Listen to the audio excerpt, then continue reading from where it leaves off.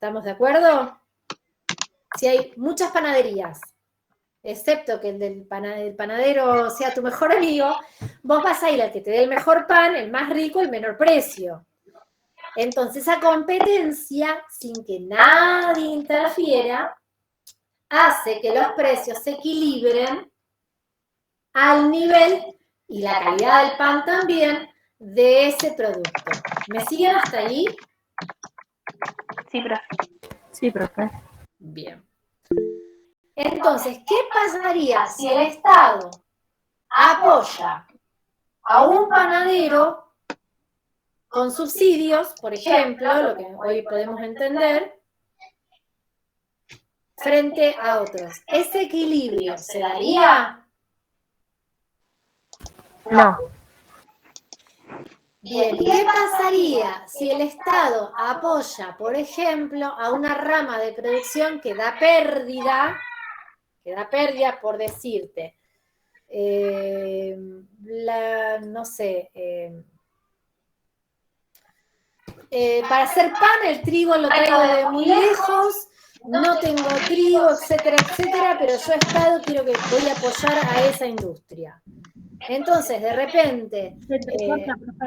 ¿Qué? ¿Perdón? Corta. Ay, sí. No sé.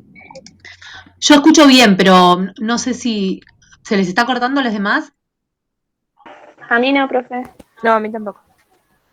Si el Estado, entonces, ahí vuelvo a poner la pantalla, si el Estado entonces apoya a un sector en vez de a otro, rompe ese equilibrio. El uso, ¿vieron que hay un muñequito como una mano invisible que lo sostiene? Dicen que cuando el Estado no interviene, hay como una mano invisible que logra un equilibrio perfecto donde la oferta y la demanda se igualan y eso no debe ser alterado. ¿Por qué? Porque si vos querés lo mejor para tu producto, para tu producción, para tu inversión, ¿sí? Si vos vas por lo mejor, vas a tener el mejor producto y de mayor calidad. Y a la vez, si el capitalista hace la mejor producción y vende más, ¿quién se beneficia según Smith? Así de lógico como cuentito de hadas. ¿Quién se beneficia si al capitalista le va bien? Todos, ¿o no? Todos. Claro, el trabajador. Y si el trabajador, supongamos que produce destajo, que era el ejemplo que daba la semana pasada la compañera, que es cobra por cantidad de bienes que produce en una cantidad de tiempo, ¿no? Cuanto más produce, más gana. Entonces, si todos estamos pensando en la ganancia como fin último, individual y en cada vez estar mejor, como una catarata, toda la sociedad entera va a estar mejor, dice Smith. La suma de los egoísmos individuales conducen al bien público. Porque si vos subvencionás o apoyás a un sector, estás dañando el bien público, porque estás alterando el equilibrio del mercado. El mercado como una abstracción que no existe en concreto. Vieron que el mercado es una abstracción, es como decir la sociedad, es como decir el capitalismo. No es algo que podés golpear la puerta, es una abstracción, pero lo que es importante es que la propuesta del Estado mínimo tiene que ver con que si vos apoyás, si vos subvencionás a un trabajador, por ejemplo, podrías decir, bueno, entonces ese trabajador que vos subvencionás va a trabajar menos, porque total ya va a tener sí o sí la subvención. Entonces no va a dar lo mejor de sí pensando en porque está pensando en ese egoísmo, ¿entendés? Ya me está dando otro. Entonces eso va en contra del bien público porque no está dando lo mejor de sí. Donde el Estado interfiere de un lado u otro, lo que termina haciendo es afectando la suma de los egoísmos individuales. Que cuanto más libres y menos intervención del Estado tienen, más benefician al todo. ¿Se entiende la idea de Smith? Sí, profe, se entiende. Igual voy a callarme un cachito a ver si alguien tiene alguna pregunta. Profe, Sí. yo lo que no terminé de entender es cuando el Estado no interviene, se da como una competencia ¿Cómo, a qué te referís cuando decís que sea una competencia? ¿Entre quiénes y cómo? Entre los productores en el mercado, vos tenés ¿La Coca-Cola y calidad, el Pepsi, precio? y la calidad, y la publicidad, y entre los trabajadores también, porque los trabajadores... Profe, ¿y esa competencia sería para que todos empiecen a bajar los precios y queden como iguales y no queden todos dispersos? Claro, hay un equilibrio, vos llamás, no es disperso, es el equilibrio entre la oferta y la demanda. Vos podés tener un bien escaso. Un bien escaso va a tender a ser más caro porque hay poca gente que lo quiera comprar. Digo, porque hay mucha gente que lo va a querer comprar, perdón, y ese bien es escaso. Entonces eso va a llegar un momento que ese bien escaso, por decirte, no sé, una obra de arte que se hizo única, ¿no? Que es un ejemplo que suele dar o tal. Termina siendo más cara, ¿por qué? Porque es única, irreproducible y tal.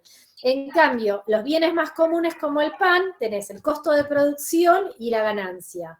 Pero vos no podés ponerlo carísimo, porque no te va a comprar nadie. Entonces tenés que ponerlo a un nivel que tu costo-calidad compita con las otras mercancías y se va a terminar equilibrando en el mercado a un único precio. El Estado no va a decidir el precio de esa mercancía, sino la competencia en el mercado para que lo puedas colocar y la puedas vender. Vos podés fabricar vestidos y amar los vestidos, cómo te quedan, y porque le pones mucho sentimiento, los vendés no sé, a 50.000 pesos cada vestido, ¿no? Pero ¿quién te lo va a comprar? Si en el mercado están, no sé, a 3.000 pesos. Entonces, vas a tener que acercarte al precio del mercado o hacer algo para que sea único, por ejemplo, o entonces sea escaso y tengas muchos compradores. En cambio, con la fuerza de trabajo, lo que sucedía en esa época es que como el capitalismo estaba avanzando también y salían cada vez más fábricas, había mucho empleo para dar. Entonces, donde despedías un trabajador, tenías cola afuera.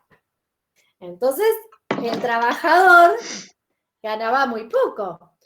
Mientras que esto del individualismo hacía que la burguesía esté teniendo ganancias exorbitantes, dentro de las fábricas, que encima eran a carbón, se vivía esta situación como de la obra de arte que estamos viendo acá, donde se ve como si estuviera hecho con un lápiz de carbón, justamente, ¿no?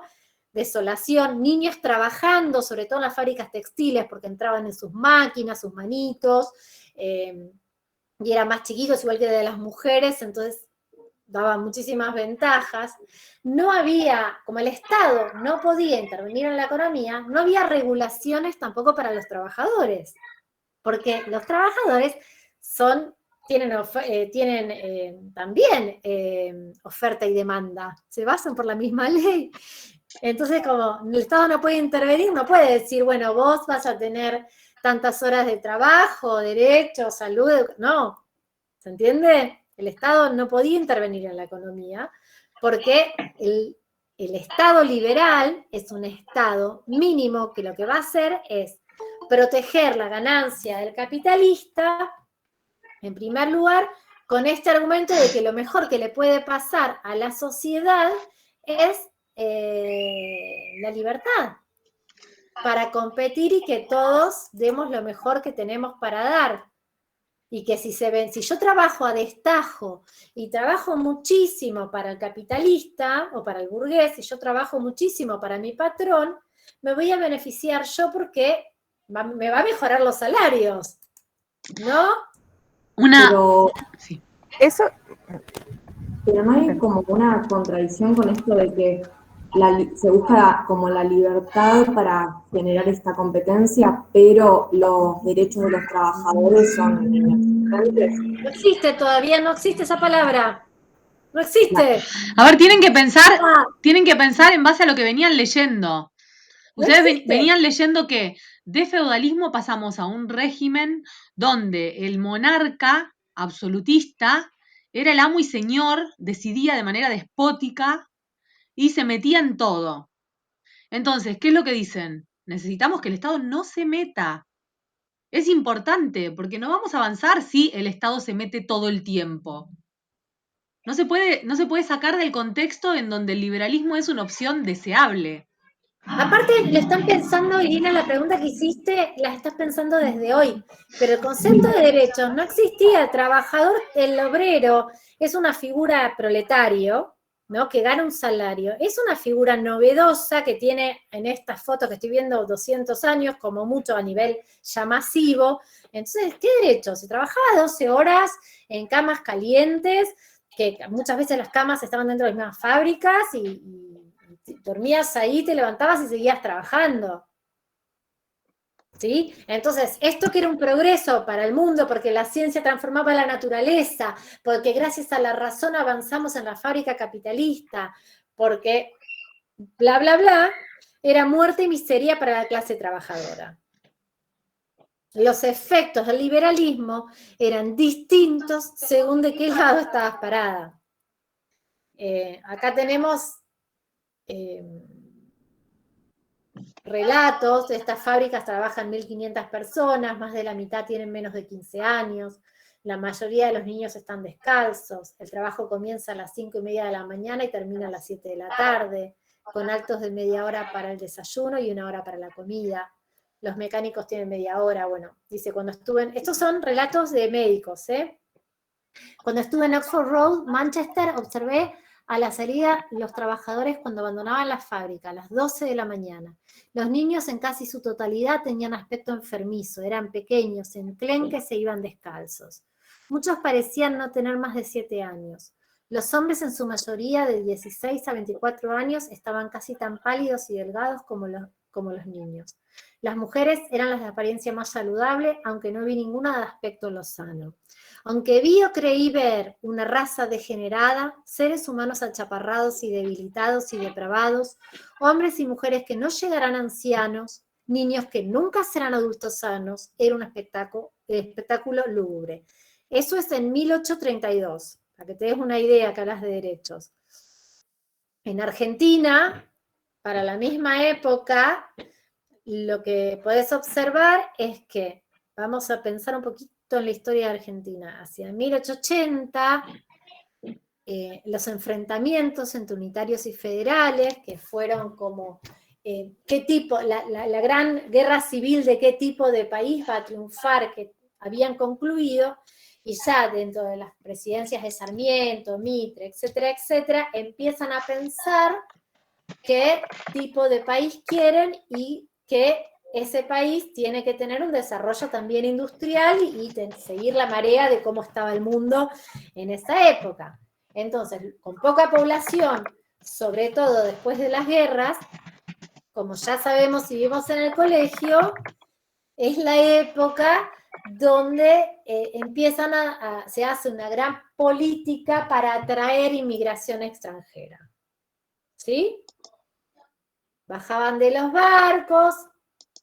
¿Se acuerdan toda esa etapa del colegio? Bueno, es la misma época que estamos hablando acá. Estas fotos representan un momento histórico en particular, que la marcha de las escobas, que tiene que ver con que llegaban los inmigrantes, sin embargo, los pisos, los cuartos donde iban a vivir eran tan caros como un piso entero en París.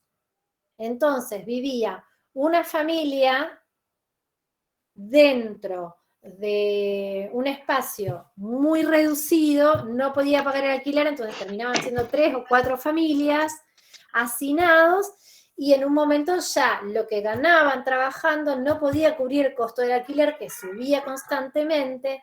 Entonces las mujeres en particular se amotinaron para sacar a los que iban a cobrar. Yo me imagino una especie de, no sé si veían al Chavo del Ocho, del gordo, ¿cómo se llamaba? El que cobraba las expensas, Barriga. El señor Barriga era que iba a cobrar las expensas, no los alquileres, ¿se acuerdan? Bueno, me imagino algo así, no sé por qué.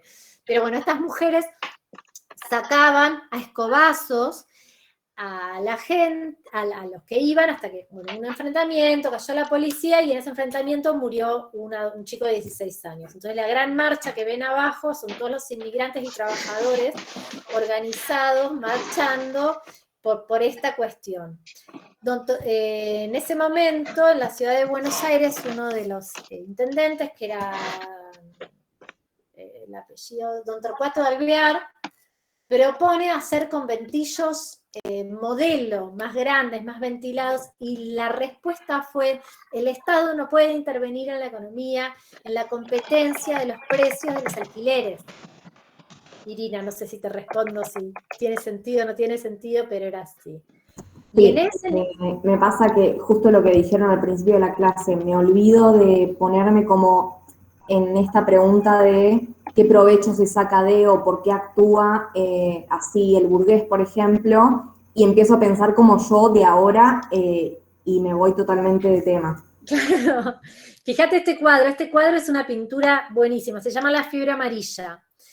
Lo que, como ven, hubo un brote en el 1820 más o menos de fiebre amarilla muy grande, 1900, y lo que ven es una persona tal vez fallecida en el piso, otra persona en la cama, en un lugar totalmente oscuro, y fíjense cómo esta cosa de la burguesía, de la ciencia y la razón y el saber, y el hombre, que es el médico que tiene la ciencia y el saber, entrando por la puerta y detrás de él la luz, esto del iluminismo, el iluminismo en contra de la oscuridad medieval, el iluminismo que trae la ciencia que viene a iluminar todo lo que está oscuro, todo lo que está corrupto, todo lo que está mal.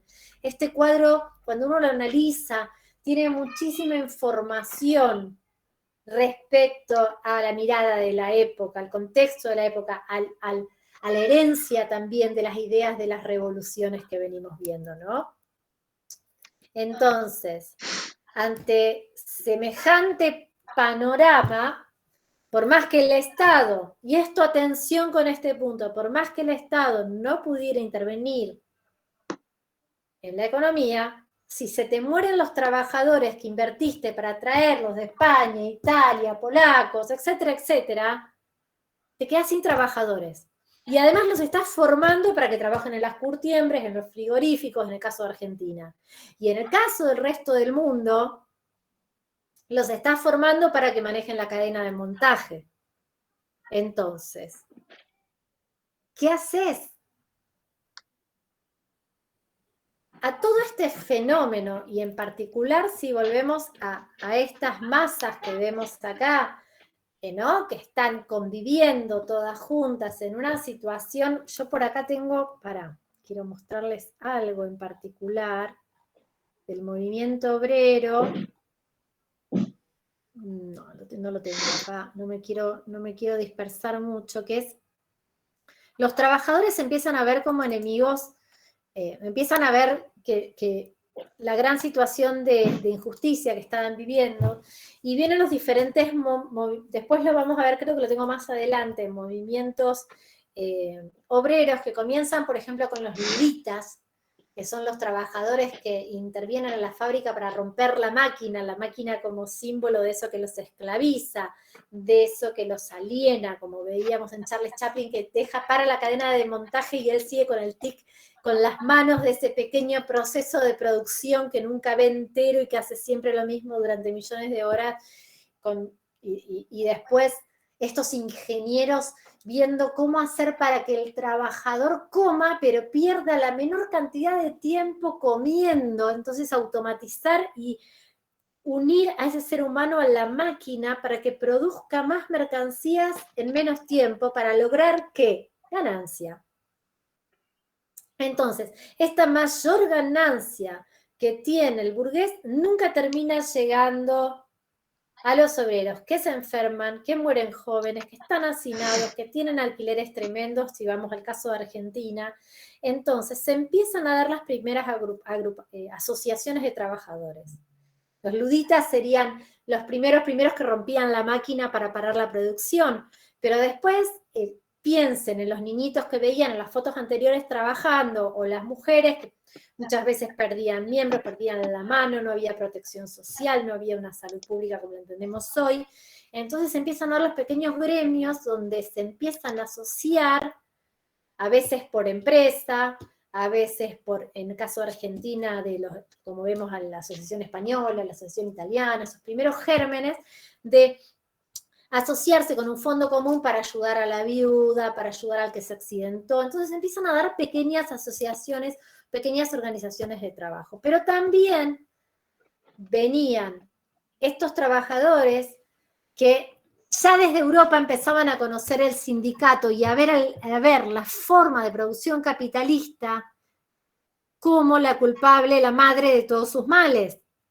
Entonces, si tenemos una producción que va por la ganancia, que esta idea de liberalismo nunca llega a los trabajadores, me enfrento tanto con la forma de producción como con el Estado liberal que representa esa forma de producción. ¿Sí? Entonces digo, bueno, vamos a ver más adelante diferentes teorías o ideas que proponen estos trabajadores, pero les va a sonar los anarquistas, los socialistas, todas estas ideas.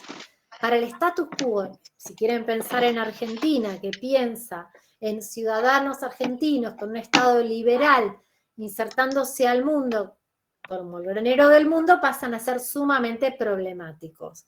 Entonces, además de haber gérmenes de enfermedades, las élites políticas empiezan a ver estas formas de defenderse organizada de los trabajadores como ideologías peligrosas, tan contagiosas como la fiebre amarilla. ¿Por qué contagiosas? Y porque la están pasando muy mal, no solamente en Argentina, sino todo el mundo. Entonces, la academia empieza a estudiar a la pobreza para encontrar soluciones a los males que pueden afectar al poder y a las élites poderosas. Ordenar a este grupo, que encima en el caso de Argentina ni siquiera hablan el mismo idioma, porque hay italiano, polaco, gallego, ¿sí? Cómo unificar, para poder progresar.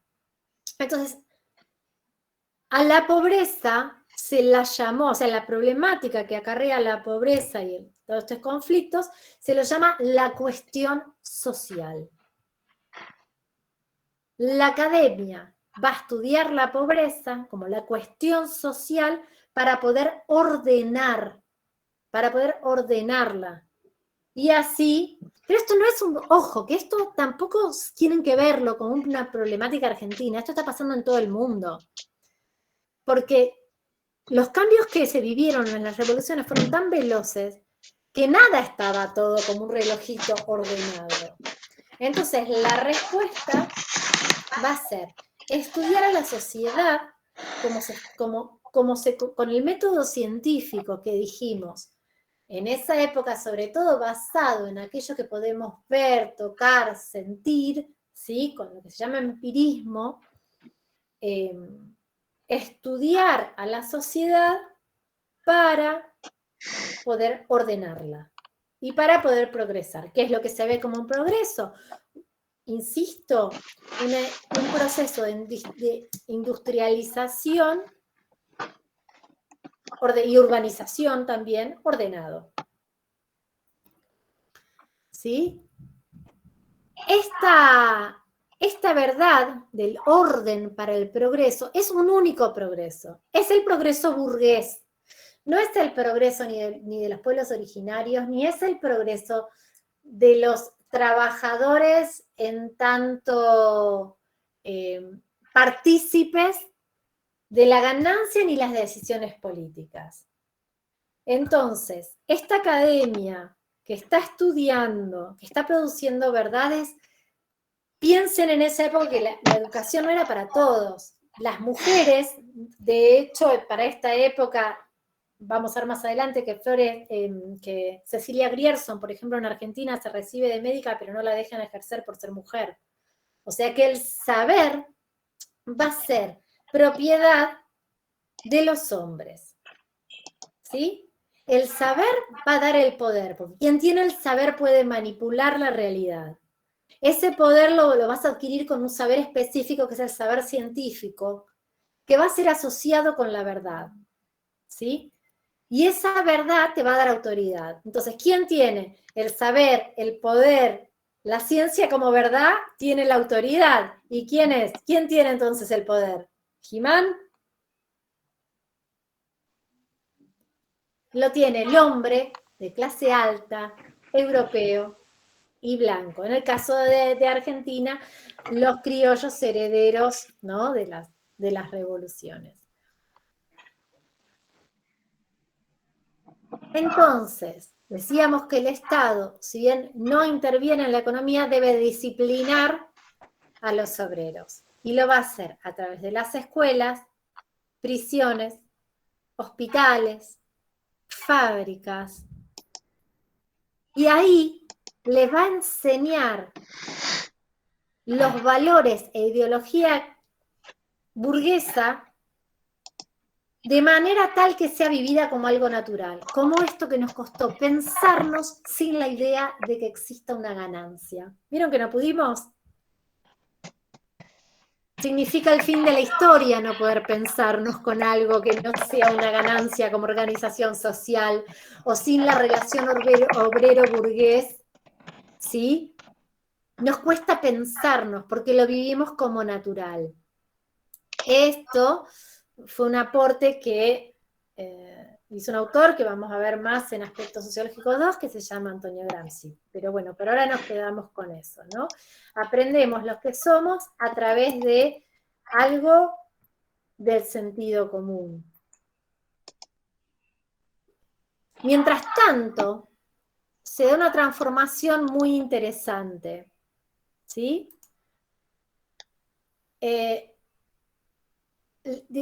Ya estamos en plena hegemonía del sistema capitalista, que como vimos, nos educa, ¿sí? Nos ofreció nuevas palabras y impuso, que ya habíamos empezado a hablar en la clase anterior, un elemento fundamental en la organización de las sociedades, que era ¿cuál? Un elemento, un objeto que usamos todo el día y que ordena nuestra vida. ¿Cuál es ese elemento? ¿El reloj? Claro. La producción está medida por unidades de tiempo.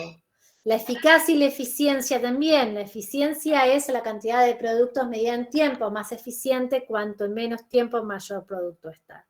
Si se ponen a pensar, la educación, las escuelas están medidas en tiempo, en turnos de descanso y de estudio y en posiciones del cuerpo que están cronometradas. Lo que veíamos con Charles Chaplin era ingenieros midiendo el tiempo, midiendo la eficiencia. Eso es una de las cosas que está en Hobsbawm, que es toda una ingeniería y la ciencia al servicio, o sea, a través del reloj al servicio de la producción capitalista. Se va a estudiar hasta el mínimo movimiento de la mano para poner una tuerca para ver cuál es más eficiente y se va a educar a la gente para que haga eso. Pero para hacer esos cuerpos dóciles, esos cuerpos que se acostumbren a la producción fabril y a la obediencia fabril, van a tener que pasar por la escuela. ¿Sí? También van a tener que pasar por los hospitales. Esta imagen que ven acá es un hospital antiguo. ¿La ven? Un hospital que no era un lugar para ir a curarse. El hospital no necesariamente tenía médicos. El hospital antes, o sea, si se quiere, fue cambiando con el avance de la industrialización. Por estas razones que dábamos antes. Vos antes al hospital ibas a terminar de morirte, cuando ya no quedaba de otra. No te ibas a curar en un hospital. Estaban todos juntos, asignados en el mismo lugar, a cargo generalmente de mujeres y personas que cuidaban de aquellos que iban, y muchas veces para redimirse o para ocultarse, o por una cuestión de caridad cristiana, pero no con la intención de rehabilitar a esa persona o de curarla, sino era más bien de cuidar su alma, que está a punto, más religioso, de partir. ¿Qué pasa? Con con el desarrollo de las ciudades, donde empiezan a estar las fábricas, y dijimos que la gente del campo se iba a la ciudad en toda Europa, los hospitales empiezan a tener mayor importancia. Primero, hay un texto muy interesante que van a leer de Foucault que relata que cuando los soldados venían de la guerra, muchas veces traían, cual pirata, lo que saqueaban o cosas que no pasarían por la aduana de las ciudades. Entonces se hacían pasar por enfermos para ir al hospital, entonces zafar de la aduana y poder entregar las cosas, poder, digamos, quedarse con las cosas robadas. ¿Bien? Bueno. Cuando se empezó a analizar en una época en que está avanzando el conocimiento científico y el conocimiento médico, que con el uso del fusil se invertía tiempo y entrenamiento en el soldado, que por ahí se moría por una infección, adentro de la carpa, que nada que ver con estar usando el fusil, que no te mató el enemigo, sino que o por enfermedades, infecciones, ¿sí? Es decir, bueno, yo no quiero perder este capital que invertí en este soldado que está en el frente de batalla. Y lo mismo va a pasar con el obrero. Yo a este tipo le enseñé cómo funciona la cadena de montaje, cómo funciona la máquina, y si se me enferma por una infección tonta, yo no quiero perder la inversión que hice en ese cuerpo. Que además me sale, no sé por qué tengo en la cabeza la palabra maestrado, miren qué loco, ¿no? Que fue educado, socializado en el ambiente fabril, que tanto costó la transformación del pasaje del siervo de la gleba al obrero, y las leyes de vagabundeo, donde se había una persona que no quería trabajar en la fábrica, se la encarcelaba porque estaba prohibido ser, entre paréntesis, vago, o sea, negarte a estar en la fábrica. Para que después vengan vengan grandes pestes, y se lleven puesto toda la inversión que hice mis trabajadores. Entonces es a partir de ese momento que se empieza a medicalizar el hospital. ¿Sí? ¿Se entiende? Como una necesidad. ¿Juana? Sí, perdón, iba a interrumpir solo una cosa breve. Digo que había en paralelo, como habíamos dicho, y como vos también estabas diciendo respecto de las fábricas, los avances científicos de este momento eran fuertes en muchas áreas. Uno de ellos tenía que ver con la medicina, que había cambiado de modelo y que por eso también era deseable porque nada hacía suponer, dice Foucault, que la medicina pudiera entrar en el hospital, por más lógico que les parezca. Como decía Vero, era un ámbito más bien religioso. Entonces, como había avances en la medicina y no querían perder ese capital invertido, es que empiezan a pensar que la solución puede venir a partir de ese lugar, de los avances de la medicina. Era solo eso. Si bien se origina en el ejército, ¿no? Empieza a funcionar como el lugar ya no para ir a morir, sino para volver a trabajar o volver a la batalla. Piensen ahora en la figura de Florence Nightingale, donde empiezan las carpas de Crimea, justo bien en la época, a recuperar soldados que no tenían que morirse y ya, ¿sí? Que ya manejaban fusiles y que tenían un entrenamiento importante, ¿sí? El cuidado estaba más ligado a los hospitales, pero desde un lugar de cuidar a las almas, y en cambio el curar, el médico, iba a domicilio a quienes podían pagarlo, rara vez a un hospital, estaba totalmente vinculado a la ciencia, y el cuidado iba por otro carril. De hecho, Florence Nightingale las recriminaba eso, digo, cuando recluta a las monjas, o algunas, en general como lo que les criticaba era que estaban más interesadas en tratar de salvar el alma, de convencerlos de que creyeran en Dios, que de curarlos. o de cuidarlos como ella veía que sería necesario, digamos. Hay como un choque de concepciones respecto de lo que es el cuidar y el curar. Claro. Y ahora, lo que tienen que entender a nivel capitalismo y las bases que se implantan en esa época es que la transformación del hospital tiene que ver con la misma transformación que se van a dar en el ejército, que se van a dar en las escuelas, que es el registro continuo, la distribución espacial de los individuos. Piensen en los hospitales, ya no todos juntos, todos contagiándose, sino en diferentes salas. Piensen después en los aportes de la misma Florence respecto a la ventilación y etcétera, etcétera. En la vigilancia constante del otro, ¿sí? El poder pasa a disciplinar al mismo tiempo que a curar, a intervenir, además también la medicina como una intervención sobre el medio, donde estamos en una época, insisto, de pestes y tal, y donde empiezan a aparecer figuras como Florence, como Pasteur. ¿Saben quién es Pasteur? Díganme que saben quién es Pasteur. ¿Les suena la leche pasteurizada? ¿O estoy hablando sola? Necesito Están hacer diciendo que sí, compartir están diciendo para que saber sí. si no me suena. ¿Y Pasteur? Sí. Cuenten. Así descanso un poco la lengua. Vamos. Inventó el método para esterilizar las cosas que se usaban para cirugía. Lo que descubrió él, más allá del invento, que es el resultado de lo que descubrió, es la teoría de los gérmenes, que existen gérmenes que se... ¿Sí?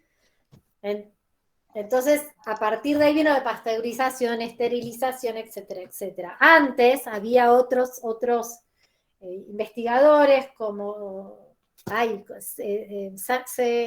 Juana. Semmelweis. Perdón, me estaba quedando sin batería y tuve que buscar el enchufecito. Perdón. Habían hecho una asociación entre la suciedad o tocarlo muerto, la materia cadavérica, pasarlo y materia cadavérica, pero no habían logrado darse cuenta de que lo que había en realidad ahí eran gérmenes. Entonces, fíjense que todo eso avanza junto. No queremos, o sea, pensemos mal que vamos a pensar bien. ¿Por qué se medicalizan los hospitales? Porque ¿qué es lo que no quiere el sistema capitalista? Perder los cuerpos. Que se enfermen o que se mueran. Perder la mano de obra. De mano de obra. Piensen, ¿qué habíamos dicho que era importante en el sistema capitalista? Tener la mano de obra sana. Sí, La ganancia. La ganancia, bien. Y se pasa a ver el cuerpo como parte de la ganancia igual. Como una inversión, además, como una inversión del sistema, porque ahora dejen de pensar como que un capitalista Carlitos,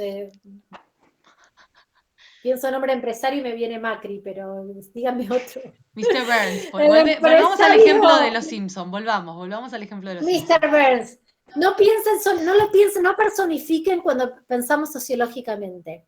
Piensen en todo un sistema ahora, en todo un sistema que está invirtiendo para sostenerse en base a la propiedad privada y a la obtención de ganancia. Entonces, todo lo que está en esa sociedad va a ser sostener esa relación. Y para eso voy a invertir. ¿Cómo invierto? Voy a educar a los trabajadores para ordenarlos en la escuela pública. Voy a curarlos en el hospital. Y además de curarlos en el hospital, ¿qué voy a hacer en el hospital con los enfermos? Curarlos y... Ay, por favor. Cuidarlos. ¡Bien! Y ahí entra la enfermería, como ¿qué me sirve la monja salvando el alma? Entonces le vamos a presentar el próximo site. Piensen, lo que dijeron de que la ganancia es lo importante es fundamental para entender el texto de Foucault. Digamos, el hospital viene a generar un orden, que es el orden que describía Vero, ¿sí? Un orden económico, para que no se pierdan cuerpos, para que no se pierda dinero a través de el tráfico de los soldados cuando entraban haciéndose pasar por enfermos. Que no se pierda tiempo inutilizado acostados en las camas, en vez de estar en el frente de batalla o en las fábricas. Me hizo acordar a la frase que dice, el tiempo es dinero. O sea, yo me imagino que entrenás a alguien, dedicás toda esa inversión, invertís todo el conocimiento en esa persona, si se enferma o se muere ya no te conviene, porque dedicaste todo ese tiempo, que si se enferma o se muere, es plata perdida. Perfecto. Vos sabés que uno de los padres de la sociología, que se llama Max Weber, y que vamos a ver en Aspectos Sociológicos 2, hizo un paralelismo entre la ética protestante del catolicismo, y la ética de los primeros propulsores o personajes importantes del capitalismo, sobre todo norteamericano e inglés, y basándose en frases como esas, se encuentran una asociación entre la ética, él se pregunta, la gran pregunta es, ¿hubo antes del capitalismo intentos y grandes mercados donde había ganancia? ¿Existieron antes de este momento, antes de las revoluciones, en la historia de la humanidad, gente que fue por la ganancia? Pero no llegó ninguno, ni la gente, ni esas grandes ciudades, llegaron ni por las tapas a hacer un sistema único y mundial como es ahora. No es que fue la primera vez que ocurrió, ya había ocurrido. Pero no llegó a ser un modo de producción mundial y con las características. ¿Qué imputación causal, que es la frase que usa, qué orígenes o qué características tuvo este capitalismo? ¿Dónde están los orígenes para que esta vez así se perdurara y se convirtiera en lo que es hoy? Y Weber encontró para explicar esto a la ética protestante, que justamente la ética protestante nace ¿dónde? En el mismo lugar que la Revolución Industrial, en Inglaterra. Bien interesante el análisis y lo van a ver más adelante. Entonces, en este site vamos a ver las relaciones entre el Estado y el sistema de salud, pero pensando desde la cuestión social, ¿sí? El capitalismo desplaza a la religión como pensamiento hegemónico legitimador de las relaciones de producción feudales para instaurar un nuevo orden, ¿sí?, que está legitimado ya no por la Iglesia, sino por la racionalidad científico-burguesa. Después, la cuestión social, acá tenemos el relato que habíamos leído. Vero, no estamos viéndolo, Vero. Vero, no lo estamos viendo, O sea, vos vas haciendo el punteo, pero no lo estamos viendo. Che, qué bueno que me avisan. Qué bueno. No se puede compartir pantalla, me aparece el cartel, pero me aparece si los veo acá. Profe, ¿se va a dar asistencia ahora o no? Sí, escriban los nombres que ahora los guardo. ¿Quién preguntó? Entonces, tenemos acá... Espera un minuto que hay una duda mientras que vos... Para un segundo. Hay una duda mientras que te... Dice, me quedó la duda en qué momento se hace presente la policía de Estado que lleva el higienismo. Se llama la policía de Estado cuando, de los que están hablando del texto de Galeano tal vez, la policía médica es cuando el Estado empieza a tener que intervenir en las casas particulares de los trabajadores para llevar adelante lo que conocemos como higienismo. El higienismo es la asociación del modelo médico hegemónico y el Estado para poner orden en la sociedad, sobre todo en momentos críticos y de pandemia, donde se acompaña donde por primera vez en la historia del mundo mundial la medicina ingresa a lo que el Estado liberal entra en contradicción, que es a las casas, a la propiedad privada, pero no cualquier propiedad privada, sino de la cuestión social, de los más pobres, para intervenir en la pobreza, para parar el avance de las enfermedades como la fiebre amarilla, pero también para parar aquellas cosas que desde el positivismo se veían como la depravación social, ya sea cualquier ideología que atente contra el status quo, entendido como el orden capitalista o el Estado liberal, cómo la protesta obrera, las ideologías distintas que ponían en tela de juicio al sistema capitalista, como puede ser el socialismo o el anarquismo, la prostitución, la delincuencia, todo achacado, la cuestión social toda achacada, todos esos males achacados a la pobreza. Entonces no vamos a detener la pobreza, lo que vamos a hacer es ordenar a los pobres, educarlos, ordenarlos, porque los necesitamos en tanto burgueses, los necesitamos en tanto obrero. proletarios. Sí. Ahí está. Igual yo creo que cuando lo lean van a entender por qué se habla, digamos, de la figura de la policía médica, porque la función es como puntual, focal, que tiene que ver con la salud de una manera muy distinta a lo que hoy la entendemos. No, en la pandemia no sé si tanto, pero bueno. Acá en el site, mirá, acá lo ven. Las fábricas necesitan trabajadores no solo sanos, también disciplinados. Médicos e intelectuales denunciaban las condiciones insalubres de los trabajadores que, sumado a las pestes e inmoralidad en el mismo renglón, prostitución, delincuencia, podían alcanzar incluso a las élites. ¿Sí? Gente que estaba viendo un orden totalmente injusto. Entonces, desde el siglo XVII se desarrolla en Europa una nueva concepción de la relación entre el cuerpo enfermo y la salud, entre el dolor y el bienestar, entre el médico y los medios para enfrentar la muerte. ¿Sí? Entonces, la academia lo que va a hacer es comenzar a estudiar la pobreza. Están viendo el site, ¿verdad? No estoy hablando así. Sí. Ay, bueno. Entonces, acá empezamos a contar cuál es el proceso de medicalización de los hospitales que acompaña la industrialización y la degradación de las ciudades con el ingreso masivo, en contraste con el feudalismo, que era inminentemente rural, hacinados y en condiciones de vida miserables. Entonces, entre los siglos XVIII y XIX, el cuerpo cambia su función a fuerza laboral, por lo tanto, esta medicalización, ¿sí?, es entendida como un proceso social que pretende convertir situaciones que han sido siempre normales en cuadros patológicos y resolver mediante la medicina situaciones que no son médicos sino sociales, ¿sí?, interpersonales. No se concebía hasta el momento de esta manera, porque durante la Edad Media, como dijimos, el hospital no era una institución médica sino religiosa. ¿Sí? Entonces acá tienen, cuando hacen clic acá, entran a la incorporación del hospital en la tecnología moderna de Foucault, que desarrolla todo esto que venimos viendo. Esto es fundamental. Sí.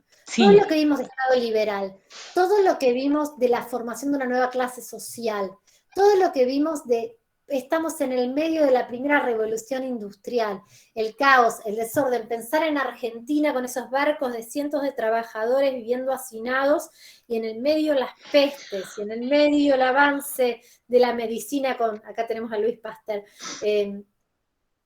la medicina social, que no era social porque iba a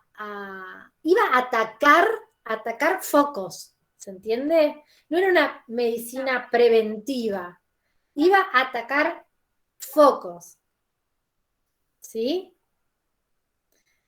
El texto de Foucault, por favor, no sé si están leyendo, si van leyendo, no se lo salteen, porque es lo que estuvo explicando Vero, está súper bien escrito porque Foucault escribe fácil, digamos, de alguna manera, y es fundamental para que puedan entender y estructurar un poco lo que pasa en este momento.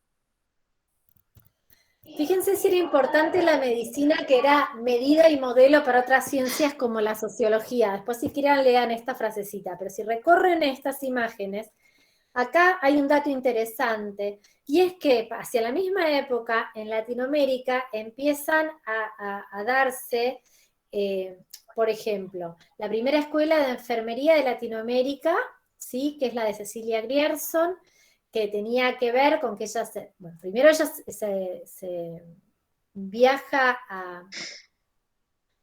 a Europa. Gracias, estoy como ya son muchas horas. Viaja a Europa y conoce realmente la obra de Florence, ¿sí?, y trae el modelo acá a Argentina, donde no le permitían ejercer como médica. por ser mujer, y forman la primera escuela de enfermería de Latinoamérica. No sé si, Juana, querés, que te encanta esta parte a vos, seguir contando la voz. ¿Qué significa? Es importante entender que lo que sucede en Argentina, digo, con esto que les planteamos, que siempre hay que entender el contexto para después aplicarlo localmente y eso bajarlo también al ámbito de la salud y al ámbito de la enfermería. Entonces, todo lo que veníamos hablando que sucede, digamos, en el ámbito general, en Europa, esto de la mano de obra, de cuidar a los soldados, también venía sucediendo en Argentina y también tenemos guerras dentro de lo que era la definición de los estados y nuestro Estado Nacional, y se necesitaba también, de alguna manera, la enfermería. Entonces, Cecilia sería la suerte de Florence local, súper inteligente, también de buena familia, tuvo posibilidades de viajar, entendió que el personal de enfermería, digamos, no estaba capacitado, que en general lo van a leer en el texto de Morrone también, como que se venía utilizando la figura como si fuera una mucama, no había una definición de qué era la enfermería concretamente, y ella ve en este lugar que hace falta un cambio. Digamos que junto con Ramos Mejía pueden hacer que este cambio se concrete. ¿Cómo? Bueno, en primera instancia diciendo que necesitaban capacitar a los enfermeros, porque eran los enfermeros en su mayoría. En este momento en Argentina los hospitales eran por sexo, ahí a veces me empiezo sexo, género, en este momento los hospitales eran para varones y para mujeres, y en los hospitales de varones trabajaban varones, enfermeros varones. Entonces, en este momento, cerca creo que entre el 60 y el 80% de los enfermeros eran varones. Ese personal masculino que estaba trabajando tenía que formarse, porque era personal con conocimientos empíricos, lo cual quiere decir que había un saber hacer aprendido en las instituciones de salud, pero esa es Cecilia, pero que no había una enseñanza que tuviera conocimientos más bien técnicos, decía Cecilia. Hay toda una movida, digo, no es fortuito que se feminizara la enfermería. Dentro de nuestro país se fue haciendo un recambio y se fue asignando a las mujeres a la tarea, al rol del cuidar, a través de leyes, también al final leyes que sacaron a los hombres del ámbito académico, no, porque no enseñaban enfermería en la universidad, pero del ámbito de la enfermería. Entonces, en Argentina empieza el proceso intentando profesionalizar a los enfermeros y las enfermeras. De hecho, los dueños, los directores de los hospitales se quejaban porque perdían tiempo los enfermeros para ir a formarse. Y lentamente se va haciendo un recambio porque, claro, las enfermeras que se formaban eran las que no estaban trabajando. Entonces se formaban más mujeres que varones y finalmente, cuando tenían que volver a contratar, porque los varones se quejaban, contrataban a mujeres. Esto va haciendo que se naturalice y que se pase, digamos, en las instituciones donde a los hombres los atendían varones también, a que las mujeres atendieran en todos los ámbitos como enfermeras. Es un proceso que lleva años y que va a tomar desde esta época, 1900, hasta el finales del 1900. Creo que en el 67 recién se vuelve a abrir la posibilidad a los hombres, a los varones, de estudiar enfermería. Y fíjense que ustedes lo mencionaban hoy, que todavía se arrastra esto de la enfermería como típicamente femenina. Los textos, esto que estamos diciendo está ahí, está para leerlo, hay un texto que habla de, digamos, con estadísticas, cómo funcionó, y otro texto escrito por Cecilia Grierson que es súper interesante. Fíjense que acá traemos como en la época en Latinoamérica, que les iba diciendo, en 1886 la primera escuela de enfermería, en 1924 el curso de visitadoras de higiene, y en 1930 la escuela de servicio social, que vienen todas estas formaciones a atender la cuestión social, la pobreza y obrera. Entonces, y que vienen a trabajar la miseria y la degradación del sistema capitalista, ¿no? Que se entrelazan con la degeneración moral y el delito, ¿no? Obviamente que esta es un eufemismo, ¿no? Que la sociología, de hecho, va a estudiar la pobreza para ver cómo poder ordenar y tratar como si fuera terapéuticamente. Hay mucha analogía con lo médico, porque es visto como inmoral, como todo se achaca a la pobreza. Entonces, los instrumentos del Estado para ordenar esto van a ser la educación, para formar primero argentinos en el caso de Argentina y obreros en el caso de todo el mundo, ¿no? La salud, la higiene y la profilaxis, fíjense que no es preventivo el higienismo. Y la asistencia social ya va a ir a la pobreza y el dolor humano a atender a aquellos sectores que ya no pueden ser ni siquiera proletarizados. Por ejemplo, los patronatos, los huérfanos, para de alguna manera insertarlos en la sociedad para que después por la educación sean ciudadanos obreros y así, ¿no? La escuela viene a higienizar lo físico, normaliza la diversidad en pos de mejorar la humanidad. ¿Por qué dice esto? Porque lo que va a hacer la escuela es formar argentinos. Va a agarrar al hijo del italiano, al hijo del español, al hijo del gallego. ¿Y qué va a hacer? Van a pasar todos por el mismo molde y aprender que el héroe patrio es San Martín, Sarmiento, que tu bandera es la celeste y blanca, que cuando en realidad todavía vos en tu casa estás mamando lo de la cultura de origen de la familia. Entonces, el orden va a venir para formar ciudadanos argentinos a través de la escuela. Y la higiene, ¿sí? Desde la Academia del Estado, determina la profilaxis como política pública. Fíjense, personal de desinfectorio. Con uniforme de trabajo y cómo el hospital y el médico va siendo una figura política. En Argentina hay mucho médico político, ¿sí? Pero es súper importante, perdón, Vero, que te interrumpa de nuevo.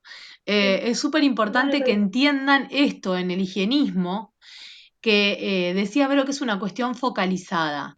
Sobre todo ahí para quienes se nos hace, como que se nos mezcla en la cabeza, por ejemplo, Irina, digo, tratar de venir, uno dice, bueno, claro, se empiezan a ocupar de la salud para que no se mueran. Entonces la salud se convierte en un derecho. No nos equivoquemos, no es un derecho, no hay salud pública como tal.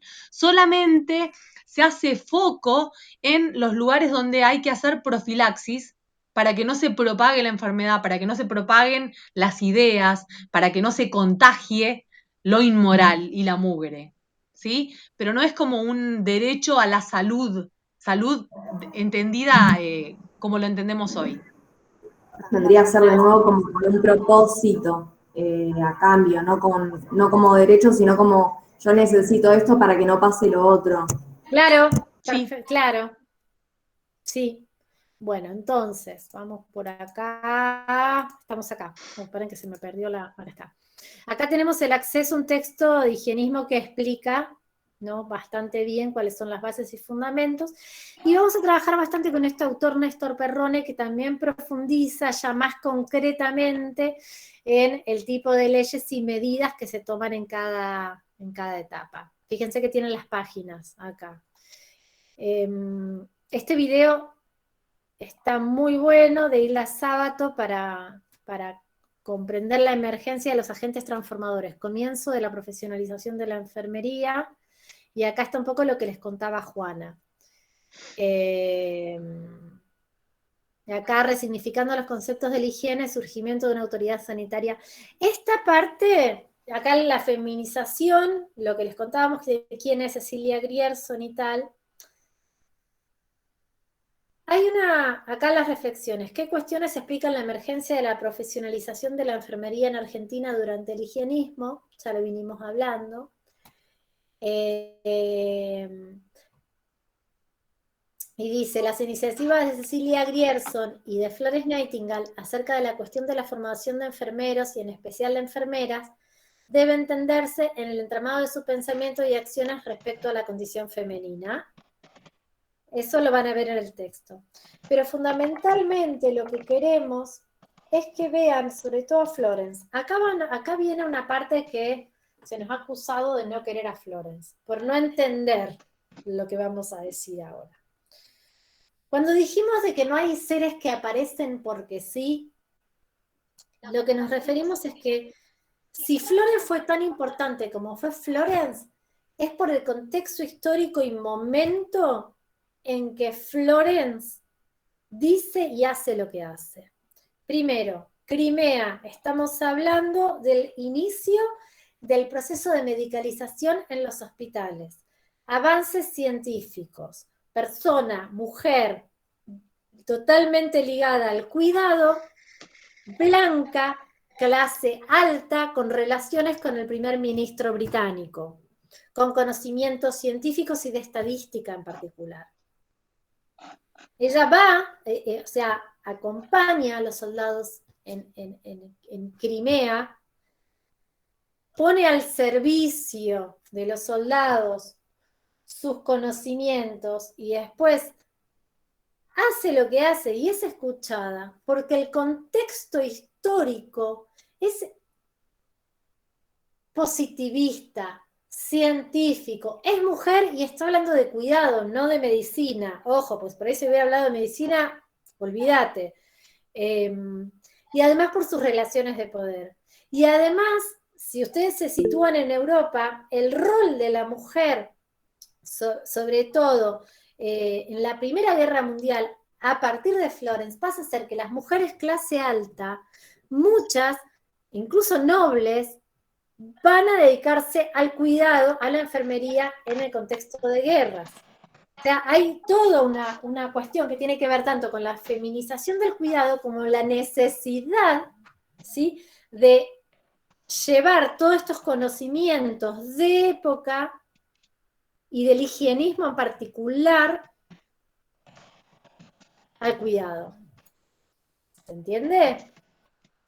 Entonces, la actividad que les proponemos es agarrar el mapa mental de la clase anterior, agregando la dimensión política de la salud higienista. Incluir las ideas rectoras que legitiman la situación en Argentina en relación con la profesionalización y la feminización de la enfermería. ¿Qué función cumple el higienismo dentro del capitalismo de la época? Sobre todo quiero que piensen, una vez que entiendan y definan lo que es el higienismo, ¿por qué Florence Nightingale es higienista? ¿Por qué Cecilia Grierson es higienista? Después vamos a ver otra política pública de salud, pero por ahora vamos a trabajar con eso. Es fundamental, porque acá se da el cambio del inicio, o sea, es el inicio de la profesionalización de la enfermería en el mundo. Es así de importante. Y sin entender la industrialización y el capitalismo, la necesidad de obreros disciplinados, el rol del Estado para que esa inversión sobre esos cuerpos dóciles que van a producir en las fábricas o pelear las batallas, sin entender todo eso no hay profesionalización posible de la enfermería. Y sin pensar el paso de la ciencia como nueva verdad en vez de la religión. Entonces, todo está interconectado, por eso es importante que lo mapeen y lo relacionen con lo que vienen diciendo. Estoy medio ya deshidratada y no tengo agua cerca. Estoy hablando sola, me fui, están ahí. Estamos acá, pero estamos acá. Estamos, profe, estamos escuchando. Mucho, ¿no? Cuando lo lean les va a ser más fácil entender todos esos cablecitos. Fundamental. Si pueden ir leyendo en esta etapa el libro de Morrone. Este libro de Morrone acompaña todo. Se vayan, cuando puedan avancen. Fundamental. Tiene que estar en la monografía. Léanlo desde ahora, la medicalización de los hospitales de Foucault. Una vez que no se pierdan con lo de que el soldado, que esto, que el otro. Si pudieran, yo les prometo que si resumen en 4 palabras lo de Foucault, le va a decir, necesitamos cuerpos que produzcan y que estén sanos porque estamos invirtiendo en ellos. Entonces, pum, medicalizamos el hospital, que no sea ya más un lugar donde alejar al que está enfermo para que se muera. Rehabilitémoslo, que vuelva a trabajar lo antes posible. Ese es el resumen de Foucault. Listo. No se compliquen con... Tiene un lenguaje complejo para muchos, que es la primera vez que leen a Foucault. No sé si lo vieron en antropología, creo que algo vieron, que tiene que ver con cuerpos dóciles para la fábrica capitalista y sanos. El hospital, la escuela y el ejército y la fábrica no dejan de ser lugares de socialización y de disciplinamiento de cuerpos que son requeridos para producir ganancia.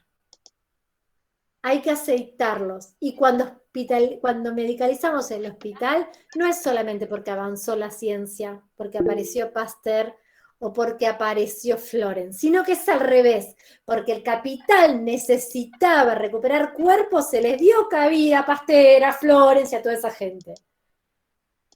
Si no, no lo escuchaban, simplemente, y más menos siendo mujer, ¿sí?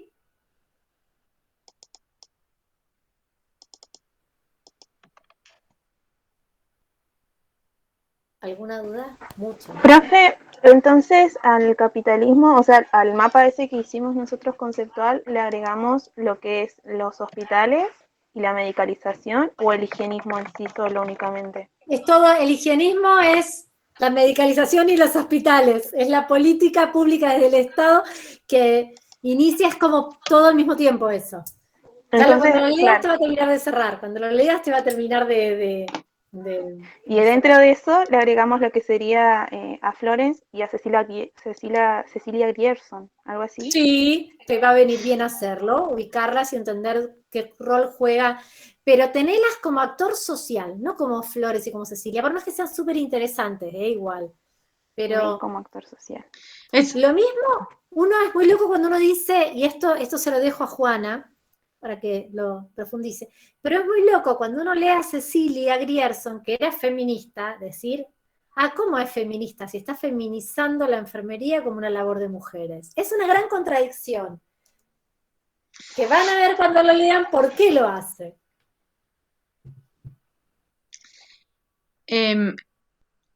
Antes de profundizar en eso, que me parece que igual es como súper mucho y es importante, es muy fundamental que en esta parte, para después poder escribir su monografía y entender para el parcial y entender para el final, es muy importante que puedan relacionar, contextualizar esto, como decía Vero, el higienismo en el momento, que lo puedan relacionar con todo lo anterior que estuvieron viendo en la clase pasada y digamos, con el modelo en el que se inserta.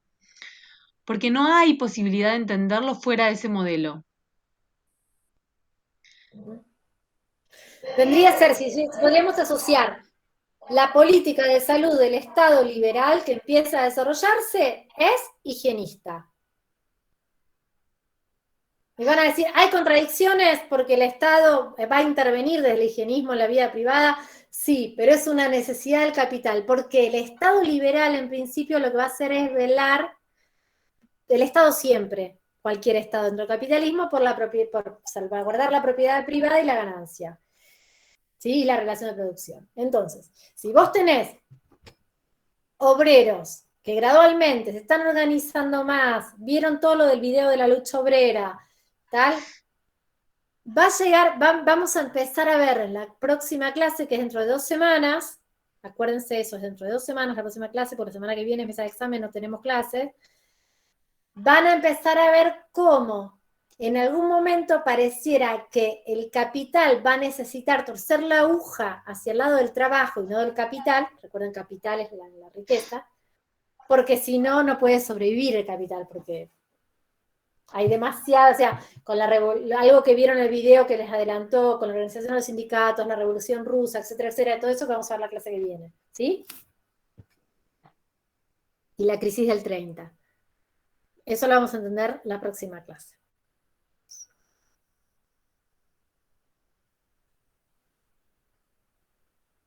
¿Dejo de grabar?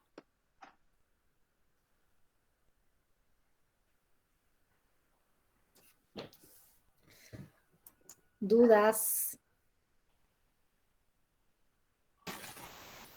Profe, para ver si entendí bien.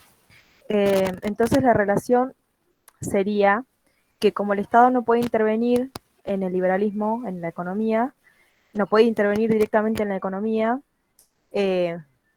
digamos, mediante el higienismo, se logra como una regulación indirectamente, sin involucrarse directamente en la regulación de la economía. El higienismo no se mete en la economía como para hacer como que no se mete. El higienismo se mete solo donde no le queda otra que participar en la salud para que no se les mueran. O sea, no es una política una política social que tiene que ver con atender a algo que haría imposible la viabilidad de continuar con el capitalismo. Digo, no es que como no se puede meter, inventan el higienismo para por atrás disfrazarlo. No se pueden meter, no se quieren meter, pero específicamente en algunos puntos como la educación de esos obreros, que no se les cuelen las ideas anarquistas o inmorales, lo que tiene que ver con los conventillos, esta situación de insalubridad total. Si no se meten, se quedan sin obreros. Entonces, tienen que meterse sí o sí. Por eso es como policía, no es como un derecho, es yo te voy a enseñar a lavarte las manos, a pensar lo que tenés que pensar. Estamos siempre exagerando un poco, ¿no? Pero digo, como que tiene que ver con esto. Disciplinando la sociedad. Miren, una cosa que les quiero mostrar acá de una pestaña. Acá, si van a Pedco, a ver, ¿dónde tengo Pedco? Acá. Compartir, van a ver que tienen los mismos textos que están en el site, por si tienen algún problema para ingresar, y el link al site del higienismo. ¿Sí? Esto no. Esto ya... Es que acabo de habilitar, no podían ver los textos porque estaban ocultos todos. Ahora oculto lo que no se tiene que ver todavía. No te preocupes. Dale. Es que no, era para que pudieran ver el resto. Estaba todo en... Sí, me llamaba la atención porque decía, qué raro que esto esté visible. No, porque los textos de arriba no se podían ver tampoco y no podían acceder y estaban probando. Por eso los habilité todo y no tuve tiempo de deshabilitar los que quedan abajo. Bueno, perfecto. Perfecto.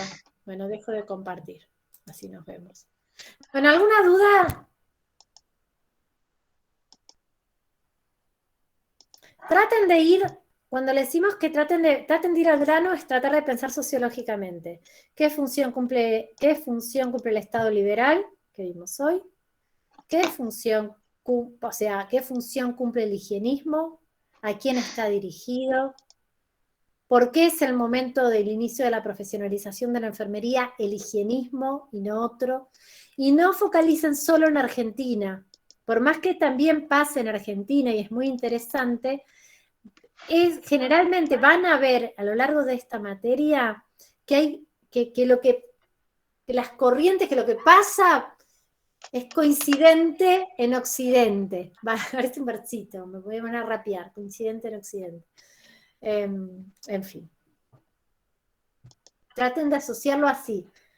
Eso les va a servir para el mapa. Y busquen, y antes de seguir con su mapa, fíjense si les sirve la asociación que hice en Mindomo yo. Ahí, que esa asociación la hice muy general para que ustedes la completen, ¿no? Pero traten de identificar esa partecita en el Mindomo que está en el calendario. Lo hice yo, por ahí Juana lo hubiera hecho de otra manera, o sea, no sé. Más de conceptos. Pero bueno, son mapas mentales que les tienen que servir a ustedes, ¿no? Profe, una consulta. ¿Es necesario sí o sí porque yo mi mapa mental lo hice directamente editando el mapa que hiciste vos? Sí. ¿Es necesario que yo tenga que hacer uno en blanco sí o sí o puedo ir completando ahí en el mismo? En el que mismo, no, lo más fácil que puedes hacer es ir completando el tuyo que hiciste. No, o sea, claro, yo agarré tu mapa mental y lo edité y agregué a lo que ya, o sea, los conceptos que estuvimos viendo en las clases, agregué lo que pedían. Creo que lo que pedían. Pero, o sea, ¿puedo seguir haciendo eso o tengo que hacer uno personal? Ah, ok. Sí. Recuerden que el mapa mental, la idea de trabajarlo nosotras desde ahí, además de ver si se van entendiendo las asociaciones, es que les sirva a ustedes después cuando hagan la monografía. Para ir al grano, para no dispersarse, para ver qué es lo importante. Recuerden que la monografía va a tratar sobre la profesionalización de la enfermería. Es como el punto central, así que imaginen, o sea, también no pierdan eso de vista. Y estamos ya, acá. Estamos acá, en el inicio. Higienismo, inicio de la enfermería. Vamos, como profesión. Estamos en el momento justo. ¿Por qué ahora? ¿Por qué mujeres? ¿Por qué Florence? ¿Por qué Cecilia? ¿Por qué higienismo? ¿Por qué el Estado liberal? Súper interesante. ¿A quién viene a cuidar? ¿A la burguesía? ¿A los obreros? ¿Por qué? ¿Para qué? ¿Por qué los hospitales? Venga, por ahí. Bueno, yo ya tengo el cerebro así como... Así que... ya, si tienen dudas... Pero recuerden esto que dijo Vero. Desde acá, ahora cortamos. Desde acá empieza todo. Entonces, no pierdan 3 páginas cuando tengan que hacer la monografía. No pierdan 3 páginas hablando de la colonia, de la enfermera, no sé cuánto, de remedios de no sé qué. Y de. No. Ese no es el comienzo de la profesionalización. Más abstracción. Sí. Voy a cortar. Adiós. Tenemos 53 en total. Alumnes. Sí, estuve mirando igual hago el paneo ¿Cuál fue el punto máximo, Juana? Hago el paneo de nombres cada tanto. Miro para ver quiénes están. Igual ya mandaron. No subimos de 70 y pico, a 70 no, estuvimos a 70 subimos, sí.